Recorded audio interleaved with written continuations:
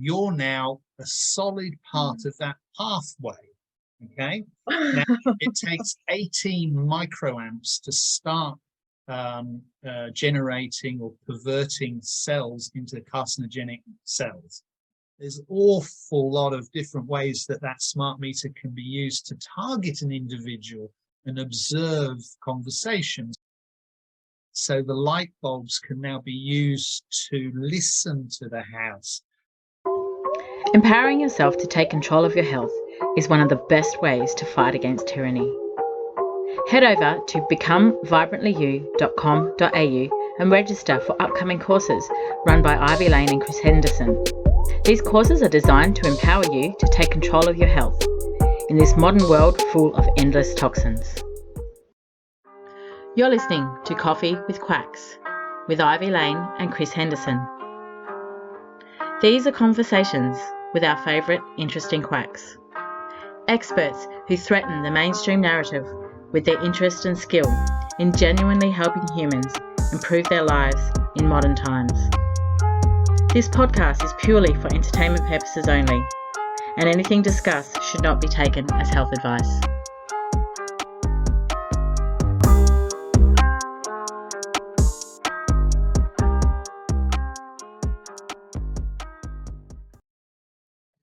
So Cyril, what about those earthing mats? Are they a solution?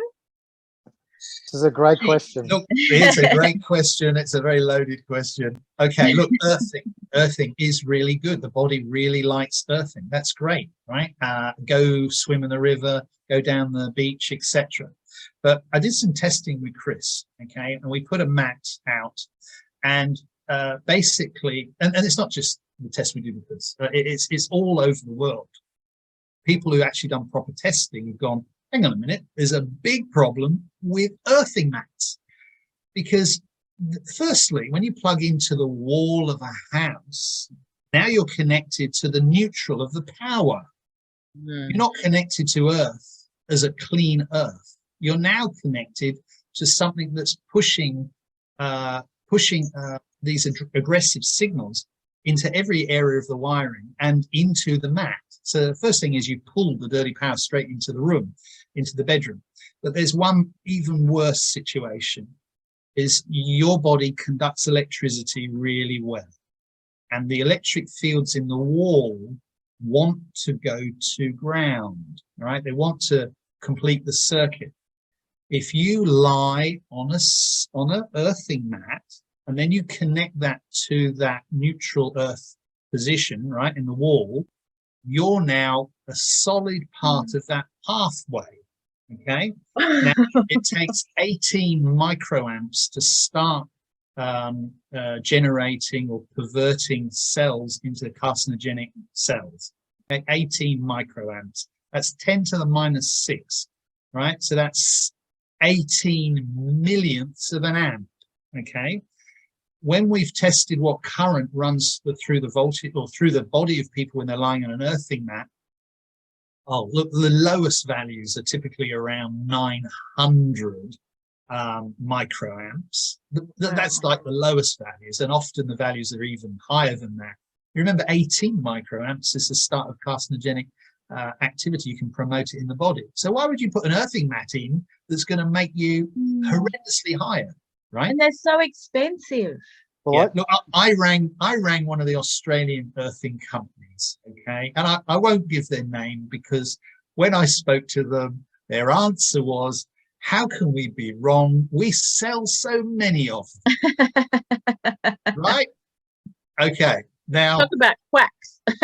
Yes, exactly. And Wow. I was going to pull out. I've got a little a bird call. I was going to call that out today, but I couldn't find it. But yeah, it's funny, isn't it? So what they're doing is they're selling a product based on an idea, but the implementation of it completely wrong. Okay, now the earthing mat would work if you turned the power off and didn't fill the room with electric field. Now you're not the conductor to the mat. You're now discharging your body. Great, except unfortunately, that's not what people do. The whole obsession with earthing doesn't work when you're in an electric field and trying to pull the current through your body. right? And so many people ring us up and say, well, I've been using it for 3 months and now I can't walk in the mornings. I feel so tight. And so I feel like this. It's because they've literally been pouring current through their body, right? So earthing, really good. I recommend it. I do not recommend an earthing mat in your bed if you've got the electricity on in your house. You can see the picture. Do you know, in terms of like, just from like a conceptual idea that you gave me a few years ago, which was really, really interesting, like we become the patterns and the energetic patterns that we're used to, we become tied into those in our houses, right? And it just brings to mind a client of mine. It's actually a colleague of mine, and she's on an earthing mat, sleeping on an earthing mat for 3 or 4 years, right? So the body's becoming used to this current. Well, not used to it, but it affected her so much that when she went camping, she couldn't sleep when she went camping because the body became so used to this. It's a mental thing. It's there. You sense these things in your body and you presume that is home. You've got a conflict of emotions because you've got a peculiar current sensation through your body that you just get used to, but it's depriving you of sleep and proper function. It's tainting your biology, but you've got that combined with a sense of oh, this is where I sleep, this is my safe zone, this is where I feel good. And this type of thing is similar to domestic abuse. Okay, they say I'm at home and I love my partner and they beat me every week. Okay, you know, but I love them and I stay there because what? No, that's the problem. Now we see this with houses where people have a house and they might live under a power line and they're used to the sensation of that localized energy, particularly the magnetic field. Sometimes I'll see a house that might have 3 or 4 milligauss in it, which is diabolical for a home.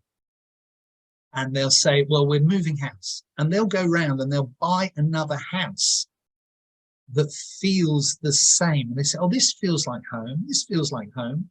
And what happens is they bought another house under another pylon, or they've bought a house with solar inverters and junction boxes on the bedroom wall. So when they walked in the bedroom, they get this magnetic field pouring out of the wall at them. And they go, oh, yeah, this feels like home. Wow. Right? You can see the problem. They do that. With you know, you go, oh, because it's a conflict of emotions where they tie in I like being here with the poisoning process, and they think it's the same thing. Yeah. It's like a cigarette to a smoker. You know, they've got the comfort of it because they associate it with whatever went on at the same time. You know, like socializing with friends or drinking or drinking with friends. yeah. So they feel comfortable. And that's a great point, because with my own experimentation with your guidance, I did have a grounding mat and I was getting heart palpitations. I was dragging the field through my body and didn't like that. So, and then I've recently started to sleep in a safe cave or a Faraday pop-up tent, right? Which is really amazing because you hook it in, you're inside it, the network goes down, you test your phone, there's nothing coming through, and you fall asleep really quickly. And then you dream like you're in a video game or a movie. It's crazy. REM sleep is amazing. And probably 99% of all the people listening to this conversation think they're dreaming, right? They think they're having REM sleep. They think that that's happening. But if they turn that power off for maybe 3 or 4 days in a row, they'll suddenly, like when they go to bed, they'll suddenly see things and feel things and detox. And it's like being on psychedelics. It's like, wow, I've had a dream and I've done this and I've been creative. That's the selling point right there. That actually, that's probably how I'm going to get through the family. If we turn our power off, it's going to be like we're tripping every night.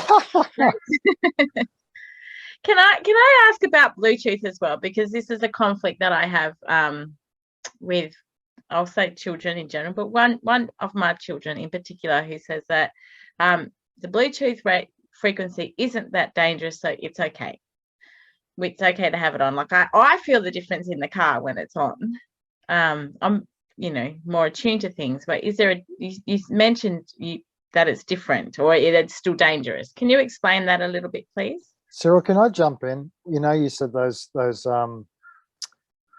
take homes about what to do.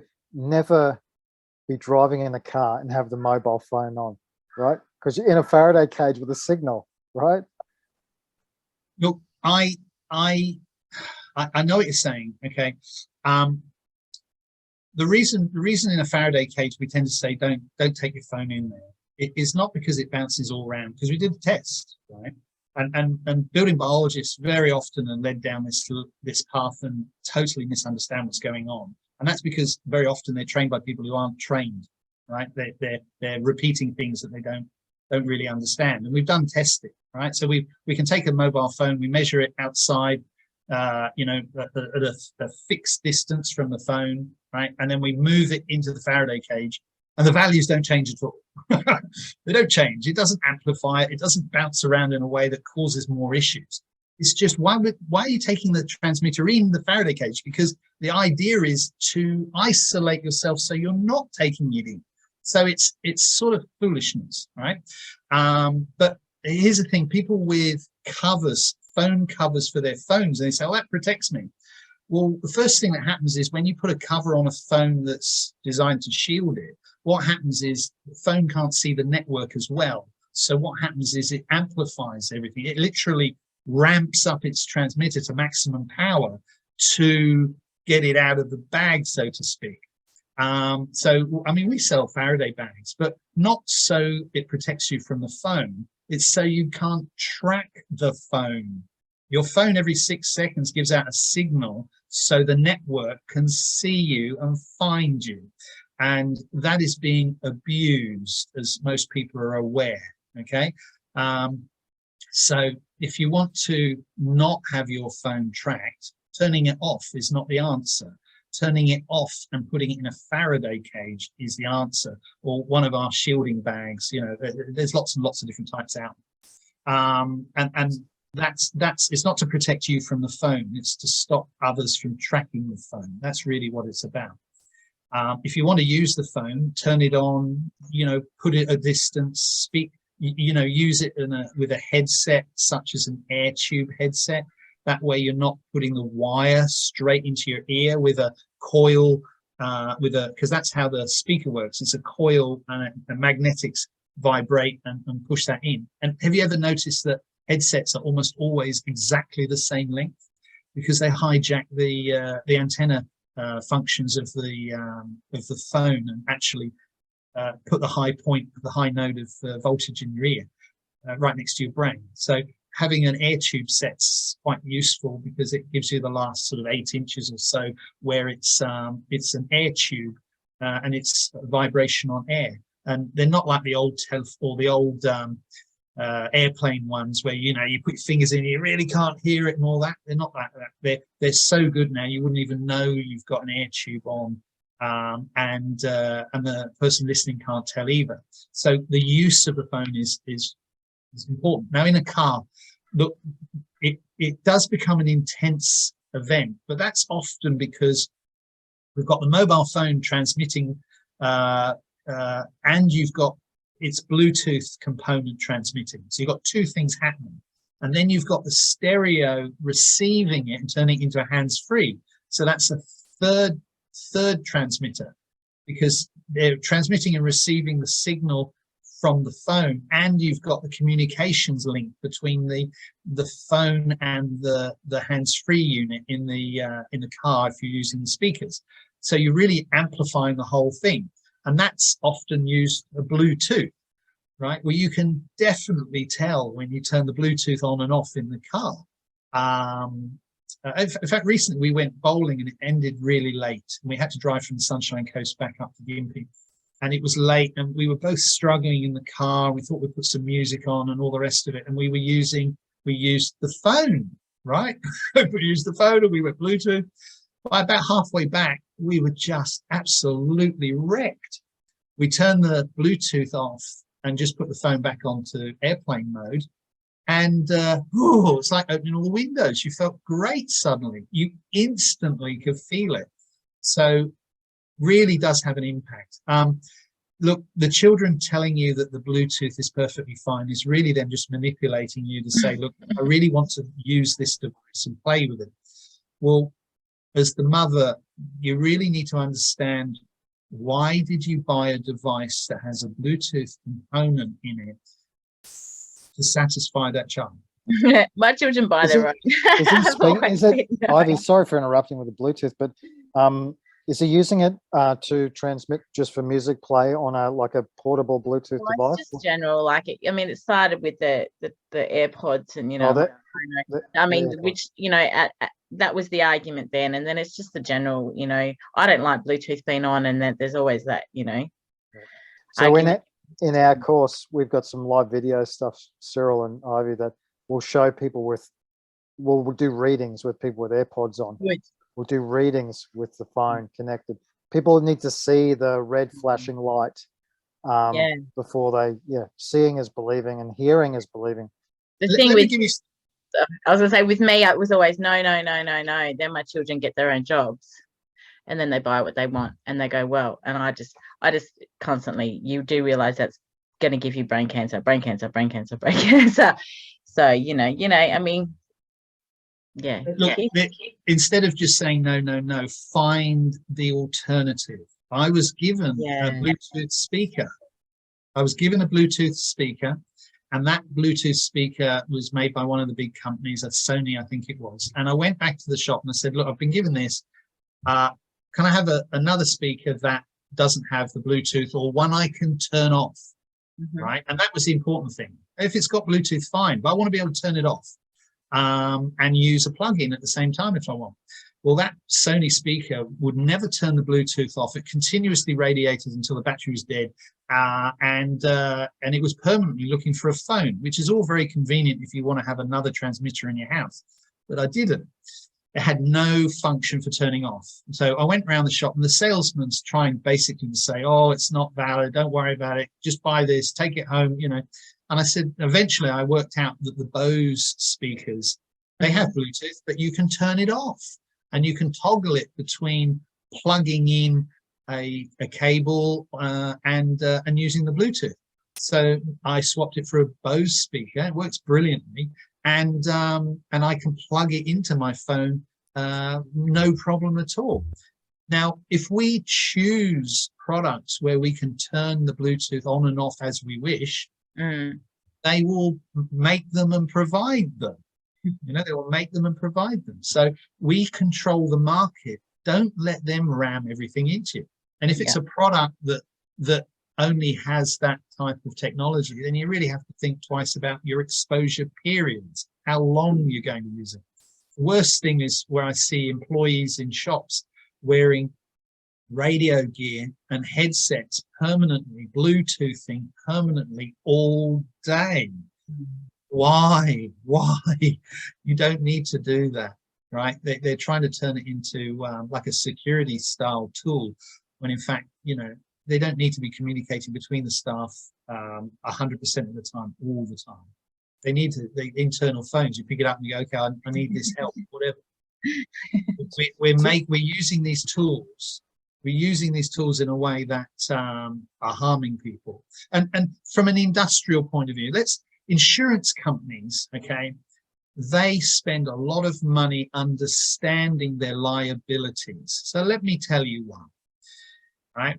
Dr. Alexander McDonald was a CSRIO researcher, right? He's involved in the company CSRIO, who made Wi-Fi. And eventually he was unable to work through hypersensitivity to electromagnetic fields. And he wasn't getting the support he needed, and eventually they wanted to get rid of him from work because he was sensitive to EMF. It's just crazy that they're the people that developed Wi-Fi. So he ended up getting tested by a doctor in Tasmania, Dr. Russell Cooper, who's a brilliant doctor who was able to come up with sensible testing that is valid in court. And he made the tests effectively they come together. There's a number of tests, but the tests that come together show calcium toxicity, okay? The calcium channel gate toxicity. That's really what it's looking at. And it shows that the body is being poisoned by an electromagnetic field and the body's reacting to it.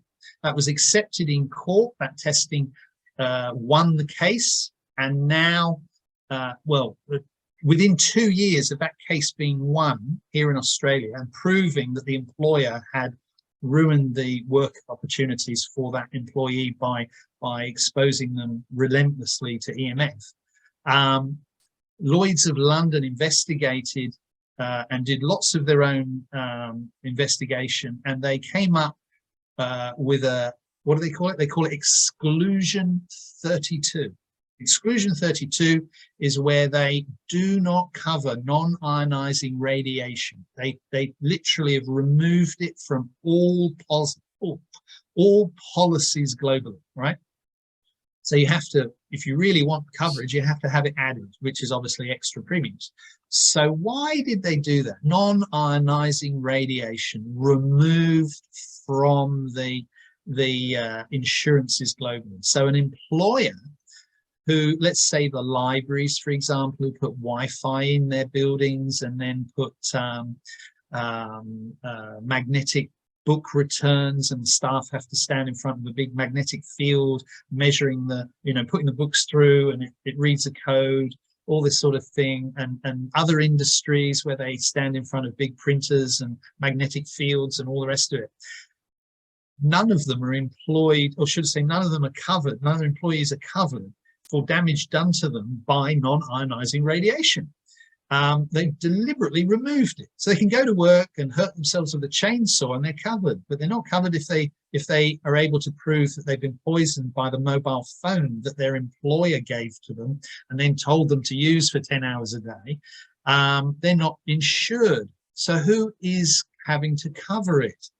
The personal directors of the business. So directors of companies are now responsible solely for damage done by non-ionizing radiation. Now, Lloyd's of London, they've been in the game a long time. They know what they're up to, and they know a wave of non-ionizing radiation poisoning and effects are likely, statistically likely, because of the use of Bluetooth, Wi-Fi, mobile phones, particularly when the public don't understand and use those phones totally outside the licensing of the manufacturer. And as Chris pointed out earlier, that was a maximum of 6 minutes a day or 30 minutes a week. Outside that, they knew they were going to get thermal damage to the cells, and they in the testing, they didn't even acknowledge other biological effects. And those phones that were done in that testing, they don't exist now. They're antiques. This new phones are literally full-on transmitters, and you'll probably find if they did the testing today, none of the phones would be approved. None of them. And Cyril, the testing that they did, Ivy, was it doesn't take into consideration women or children or size density of your head or your height or your age. So the smaller you are, the more damage can be done, and the more conductive, what's the engineering word, Cyril? Like you basically absorb more, right? So unless you're a 6'5", yeah. So unless you're a 6'5", unless you're a 6'2" to 3", universal soldier that works for the government, you've got no cover, and if you're plebs like us, you're just cannon fodder. Is that right? Yeah, it's tragedy, but that is basically what's happened. Look, and something that is pointed out regularly, that the people in industry, at the top of industry, producing these technologies, they're rotating doors into the agencies that are supposed to be providing safety. And then when you look at those standards and you say, okay, well, where's the biological outcomes? They haven't got any because they didn't want to test for biological outcomes, only for heating. It's like roasting something, okay? There's a lot of things happen to cells before you cook it in the oven. And that's what ICNIP is about. And then the only medical person that works for ICNIP is a psychologist who it literally is job is little His job is to belittle any industry or any experts that actually point out the real biological outcomes. So they're you can see straight through that, can't you? They're not. You employ a psychologist for safety? No, you employ them to. Cyril, it's interesting, again, just referencing building this course, we're going to have a bunch of resources in there. And one of the resources is there's a journalist who is actually a PhD doctor who did a piece for ABC about 8 years ago that on Wi-Fi, and she was suspended within 2 days of that being published. So she was the scapegoat. Obviously, a journalist can't produce a piece and then put it on the TV without upper management saying yes, yes, yes. So that was one of the big aha moments for me in EMF, because she ran it on Wi-Fi and the dangers of Wi-Fi, and she was suspended 2 days later as a scapegoat. That would be right, Cyril. The telcos, knocking on the ABC's door and say, hey, you better shelve that out, and she has to be the scapegoat for that story. Management would have okayed that story. We see it more and more, and look, the COVID scandal of insanity. Look, that's exactly the same story. You're not allowed to debate or even discuss the practicalities of health and masks and things. It's a dictatorship mindset where they have an agenda, and the truth doesn't matter, and that's seen across all of those areas. Yeah. Ivy, you might have a couple other questions, but I've got one. If we can, I'd like to go a little bit deeper, and with the caveat, this is on YouTube, so we just be careful with the verbiage, the wording we use. We'll quack it out. I'll quack it out. That's right. My son just quacks the word, so we quack it out. Look, I've been involved with a couple of scientific agencies in Australia and some doctors who are very qualified in the EMF space, and we did a webinar, and Cyril was involved in this webinar early, maybe April or May in 2020, just as we were locked down. And we actually talked about the mechanism of EMF and the cell and viral interaction with the cell. So I don't know if you want to bring that out, Cyril, but there's some interesting connections between how potentially, what's going on is interacting with electromagnetic fields. Would you like to go there? Look, if I was going to do that one, I would probably plan it out to give you the right sequence of everything that's going on. But basically, when you take a sample from the body and you observe it, you'll see DNA material in it, because the body responds in an epigenetic way. So an epigenetic is a response to an environment. And the creator of us basically made a way of us to adapt our cells to poisons. But in that process, it has a sequence of events it does where it literally breaks up its own DNA from cells and excretes it from the body, an exome. And there's a whole history of EMF being used, or should we say released, like new technologies like television, satellite, AM, radar, where these were released en masse and huge sicknesses occurred, and they label it something else, such as a flu or a pandemic or something of this nature. And yet people are being treated for radiation sickness. That's what's going on. And we see that more and more and more. And there's a really good historical book of it, which you introduced me to, actually, Chris, which was Arthur Furstenberg, if I remember. Invisible Rainbow. I've sent it to you, Ivy, too. Yeah, I've got a lot of friends who read it and get a lot from it. I always think that there's another trigger, though. If you ever listen to Dr. Lee Merritt, Cyril, she tracks lots of different things, and that's like her understanding is that you need the frequency to trigger something else, like it's a combination, which we won't get into, but that radiation, just listening to you talk about how we're under that constant threat, even if it was just that we're so weakened constantly, that any minor threat to our bodies under those circumstances, even if the radiation didn't amplify things, we're just so vulnerable.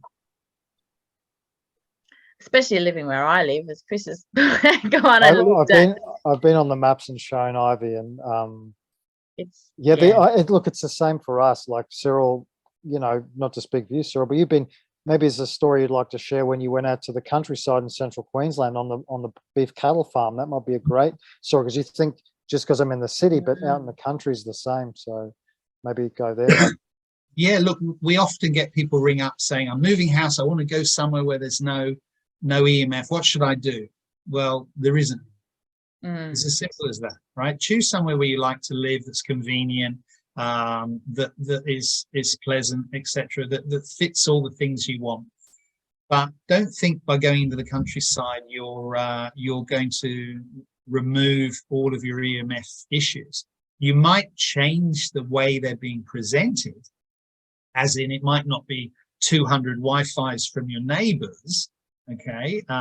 It might not be that, but you'll still have EMF in what's known as the extreme values.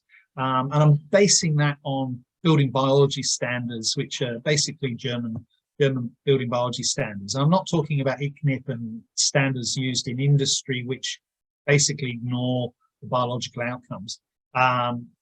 So we went to a cattle farm, and that cattle farm was having reductions in birth rates, basically. And so much so that they only had about 50% of the cattle that they needed to maintain current production. And it was getting worse and worse. And they just wanted to know, well, why? And is it related to EMF? And this is a place where there's no mobile phone network within about 40 kilometers. And there's no neighboring buildings, really. There's no neighbors. It's a farm, you know, a cattle farm, and they were controlling everything. They could grow their own food. They had their own water. They had everything controlled for the cattle there. So what was changing? Well, the satellites are one area, right? Because they were all using satellite systems. And the transmitter going up is only one element. You've got the transmitters going back down, which are blanketing whole areas. And then in that same area, they had mines, and those mines were transmitting between different bases and camps and to telecom towers that were over the horizon, so to speak. And they're using data cannons. They're using towers on their own property to transmit data from one place to another. So even though your mobile phone says there's nothing there, actually when we measured, the place was a swamp of EMF. And it was affecting the reproduction of the cattle to the point that they were recording it in their logs. They were going, well, we're not getting the reproduction we should have, and what's happened? There's virtually nothing they can do because they are literally being bombarded by EMF in that way. If you go on to the European Airbus website and put in the word Zephyr, you'll find that in the UK, they manufacture these giant drones that have solar panels on their wings and 4 electric motors, and they're put into containers and they're shipped to Australia. And then they are taken onto a runway in Western Australia, and 4 guys bolt the wings on, walk it out onto the runway, and it takes off, and it takes about, I think it's about 18 hours or so to get to 70,000 feet. So it's twice the height of the airstream where the jets are in. And it charges from the sun, and it's able to do a whole range of things, including one of their items that they're experimenting with, from what I understand, is to transmit sun energy back down as electromagnetic energy, and use that to charge things, right? So they can charge electricity devices. So in the future, you may find that your car or your equipment may be getting charged from above, right? And then beam high density magnetic fields down, and then you'll get a chip in your device that will say how much of the charging they'll charge you for, send you a bill, so to speak. So instead of having landlines and supply that way, they can transmit it from the telephone towers, and they can transmit it from these giant zephyrs in the sky, these placebo satellites they're known as. So they can then use them for monitoring, tracking. Because they're so low, they are much better than satellite activity, which is much, much higher up.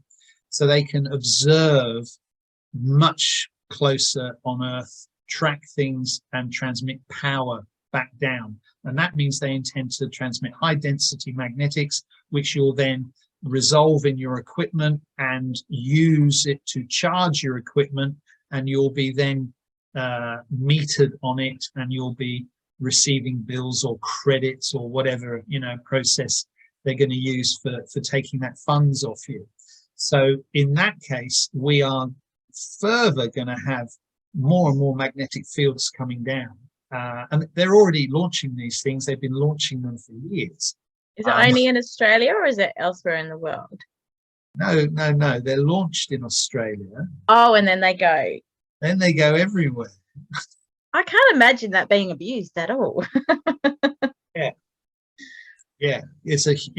Why they spring it all the way over here, I think, is the consistency of weather and the security issues, because Western Australia is one of the most remote areas on Earth, and it's a very easy to defend. I don't know. It's also, I come from WA, and you know, that's where I spent half my life, is driving around WA. You literally are so far from anything. I know there's a lot more mines out there now, but if you're, you know, you could go days without seeing another vehicle even. So if they've got a remote area that's restricted, yeah, no one's going to see it. Yeah, well, European Airbus, it's on their website. Look up the Zephyrs. There's a little video about it. It tells you all about it. And there are companies around the world, like Energus, I think it is Energus. Their share trading logo is WATT, so Watt, WATT. They're based in California, I think, and they have been producing a chip that goes into every device, every single device, and it would allow you to pick up electrical fields and then resolve them into charging equipment. So charging your watch, charging anything, but they all rely on transmission of energy through the air, EMF. Yeah, and that one is definitely one to watch, because I believe they've succeeded in every trial they've done. They have home systems, they have lots and lots of technology rolling out. They're partnering with silicon chip manufacturers to build this component in. That product, I'm absolutely certain, will go global, because to have every single thing, you know, like a calculator, every single item charged from the web, means everything can be metered, everything can be monitored, everything can be. The Internet of Things takes a totally new view when you realize that. Everything can be controlled as well. Do you know what I mean? We're working on the premise that that's going to happen. You have and there's in the space I've spent the last 4 or 5 years with you, Cyril, with these scientific minds and PhDs and EMFs, doctors. I've learned that in engineering terms, we're white space. It's not in the planning scheme, us, right? So we're talking like this will come, but the biological impact of this is unprecedented and not understood very well, right? So, or is it? And they just don't want to. No, it is. But I mean, from the general public, we're saying this is going to be advanced in this, and we'll be using it this way. But hang on, how much collateral damage will that do as an effect, as a biological effect? We're seeing stuff already. Like what comes to mind, because I spent so much time with Cyril, we look at so many studies. You know, there's studies that show that just your power supply in your bedroom can reactivate Epstein-Barr. You know, there's studies that show that children had leukemia. If they have 1 additional milligauss increase in magnetic field in the home they go back to after getting treatment, they die, basically. So this is all out there. This is all exists, and we think this is just going to happen with no collateral effect. It's crazy. Don't get me started. My eyes are spinning already. You shut me up. I guess at the end of the day, really, people do realize that there's an issue, or those that do realize there is a solution for them. Because if you don't see the problem, then you don't see the solution, because it's not real to you. So the reality is there are ways of resolving these things. There are ways of modifying what we do. You just have to focus on how you're going to do it for you and your family, you know, and choosing products or changing products is one thing. Sleeping in that space where there is no EMF, you can do it manually by just turning the power off. And unfortunately, that only works to a certain degree, because if you haven't actually shielded that space, turning the power off will stop one of the energies. It'll stop the low frequency electric field that's coming in and attacking you from there. But unfortunately, in through the walls and windows, even if you turned your own phone off and turned off your own Wi-Fi, you're probably being polluted by your neighbors or people within sight of you. And if that's the case, well, you're only getting some benefit, not a complete reset overnight and getting those fantastic dreams and detoxing and resting and feeling great in the morning. You know, that's something. And yeah, sometimes you have to be a little bit bold as well. I mean, we live on a farm here, all right, really lucky, 65-acre cattle farm, really nice. And we had our friends over, and I was able to read them back their Wi-Fi values or whatever. And then they realized that from their location, they're transmitting into us. And I said, look, under the law, and I didn't want to lay the law down, but I'm saying that's considered a noxious thing, a noxious event. If they were burning tires on their front lawn, the council would come over and say, no, you're not allowed to do that. That's noxious. But in the same legislation, it says you're not allowed to radiate people with noxious transmissions of EMF. So you have to, like I said to them, look, if you're not using it, how about we use a timer and just shut it down? And I walk them through all this. And of course, now I can't see their Wi-Fi. It's great. Compliant neighbours. One neighbour. Well, I'm just trying to think about how to do that around here. Probably, I don't know. We discussed that a couple of years ago, but there's some sort of legal notice maybe, but I don't know. Look, sometimes it's just impossible. Like on the Sunshine Coast, the levels of EMF are colossal. And it is affecting people, and just turning off one Wi-Fi may make some difference. And distance is your friend, right? Distance is definitely your friend when it comes to EMF, whether it's distance from the wall, distance from towers, distance from your phone. All of those things are a benefit, but actually understanding it, recognizing it, and then like people don't think twice about spending $3,000 on a giant TV, for example. But to get decent sleep and health outcomes, they need to understand it, and then they might act on it. Look, we do quotation. We do free quotations for people, right? And it takes me quite a long time to do a quotation, but I donate that time to them, because if they fill in our forms on our website, right, emfbusters.com.au, right, so do .com.au and you'll find us. There are other EMF Busters around the world, but we're .com.au. If on the top of our page there's a free download of a form that you just put in the dimensions of your room, your bedroom or office or whatever room it is. Answer a few questions like, is there a big magnetic source like a solar inverter, junction boxes, stuff like that, so we understand what's around the peripheral of it. Put in the window frame size and the window pane size, so the glass size, because that way we can calculate for you how much window shielding you might use. And I deduct the window pane and frame size from the overall gross value of the surface area of the room, so that we know what the wall net value is, so we can calculate the weight of paint that we'd use to give you a really serious Faraday cage. So we can accurately work out what the materials are, what the cost of it is, and you can paint it yourself, or we can connect you up with painters who've had that experience, or we can educate painters and installers on how to install this type of technology. And if, you know, we want people to understand it in a way that they can make it happen and get that benefit. Having a little, sorry, Ivy, you go. I just wanted to, it made me think about the smart meters, because I had friends wanting to do with smart meters, and Chris said that the Victorian smart meters are different to elsewhere. So I've got a smart meter like just there behind me. Chris is always like, I'm not certain about the Victorian smart meters, because there's many different models of smart meters. Yeah. Okay, and so many people say to me, oh, I've got a smart meter, what am I going to do? What am I going to do? They're really panicked. And I say, well, let's have a look at it. And often it's not a smart meter at all. They've just put a digital meter in for pay in, pay out tariffs on a solar, for example.